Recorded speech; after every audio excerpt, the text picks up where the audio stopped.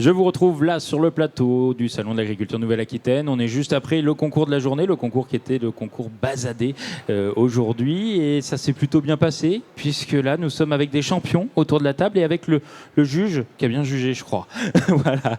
On va donner la parole aux champions d'abord, puis vous nous expliquerez pourquoi ils ont gagné. Ça sera plus simple. Dites-nous un peu, Cécile, comment s'est passé ce concours et présentez-nous aussi votre exploitation. Qui a gagné? Allez. Dites-nous déjà comment s'est passé le concours. Alors le concours s'est très bien passé pour une fois. Je pense que là on n'est pas trop à plaindre. On a commencé la journée un peu difficilement, mais on finit en champion. Je pense que même avec la chaleur, ça fait plaisir. Oui, avec la chaleur, mais bon, ça va. Hein. On décompresse après. Comment ça s'est passé? Qui a gagné chez vous alors? Vas-y. Allez-y, Luna. Elle s'appelle Topaz et elle a une velle qui a 4 mois. Elle s'appelle Adorable. Ah, mais donc c'est joliment dit, joliment trouvé, et en plus elle gagne.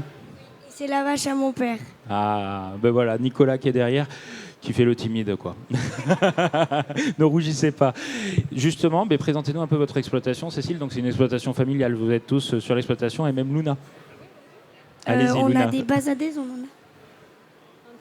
Alors, vous avez quoi? Entre 38 et 40 mères. Ah, de Bazadaises. Parle bien dans le micro, Luna. Vas-y, 38-40 mères Bazadaises. Et vous avez d'autres choses? Oui, aussi... on a des blondes, 140, et des aubracs. Donc voilà, j'espère que vous avez participé au concours Bazablon, c'est logique. Oui, mais on a fini 3e. Bon, on peut pas être tout le temps premier? Non. On en laisse un peu aux autres. Oui. Qu'est-ce que ça fait de remporter ce concours? C'est quand même une belle récompense de voir que tout le travail qui a été fait en amont a donné finalement. Une belle récompense. Exactement. Et là, c'est aussi un retour au concours un peu. Il n'y en avait pas eu depuis quasiment un an. Mais on devait participer à Clermont-Ferrand, on n'a pas pu avec le sanitaire. Et du coup, pour Paris, on n'avait pas mis d'animaux parce qu'on le sentait très mal. Ouais, vous aviez senti la conjoncture n'était pas favorable. Oui, mais le problème qu'il y a, c'est que quand les concours comme ça sont annulés, nous, les animaux ont été préparés, on n'est pas remboursés par rapport au fait de les avoir préparés. Donc nous, ça vous fait vraiment mal. Et c'est dommage parce que bon, c'est pas ça qui arrêtera la DNC. Non plus, mais par contre, en plus, ça fait un peu de mal parce qu'on ne sent pas cette convivialité du concours. C'est sympa de tous se retrouver, non? Alors la famille Bazadé est très complice et c'est vrai que quand on se retrouve, c'est pas que du concours. Luna, vous vouliez rajouter quelque chose? Oui, parce que en fait, les Bazadés, ils sont vraiment... ils sont plus en train de boire que s'occuper des vaches. Ah, donc c'est une réputation à tenir. Vous confirmez, Cédric, vous qui êtes le juge? Je sais pas si je dois confirmer ça.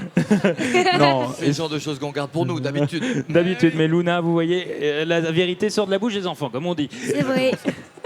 Elle confirme, j'aime bien. Elle a beaucoup de réparties. Future éleveuse alors, Luna? Oui. Bon, mais ça nous rassure. Cédric, comment s'est passée cette journée? Comment vous avez... Le concours était de bonne qualité? Oui, tout à fait. Alors avant d'être juge, je suis éleveur moi aussi. Oui, aussi, je suppose. Voilà, c'est ça. Et donc je remercie Excellence Bazadès qui me fait confiance pour le jugement avec mon collègue Paul Dussault. On a passé une super journée. Il y avait du niveau, c'est-à-dire que c'est peut-être j'ai jugé ailleurs d'autres manifestations, d'autres concours. Et là, on a vu des bêtes très préparées, on a vu de la qualité, le niveau monte dans la race, c'est une évidence.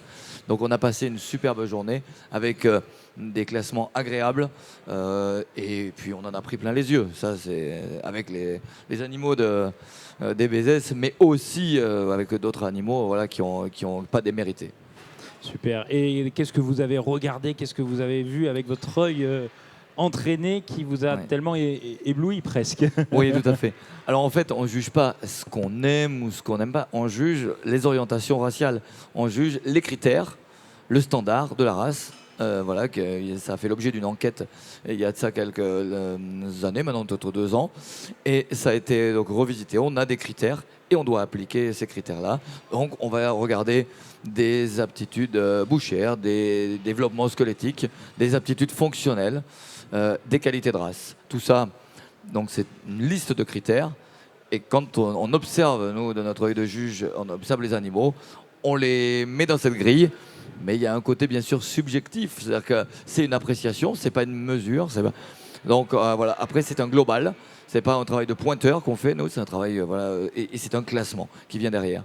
Donc voilà ce qu'on a pu mettre en place aujourd'hui tout au long de cette très belle journée. Et donc les éleveurs qui remportent ces concours, ça leur apporte quoi finalement? Alors là, une reconnaissance oui, tout à fait, la notoriété.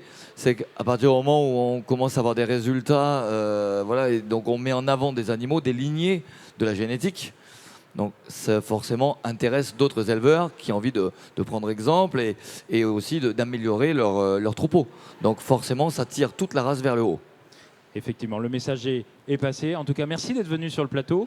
Et on se retrouve, nous, très rapidement pour de nouveaux concours. Et je vous dis sans doute à l'année prochaine pour le concours 2027. Comptez sur nous. Merci à vous. Au revoir. Merci, au revoir.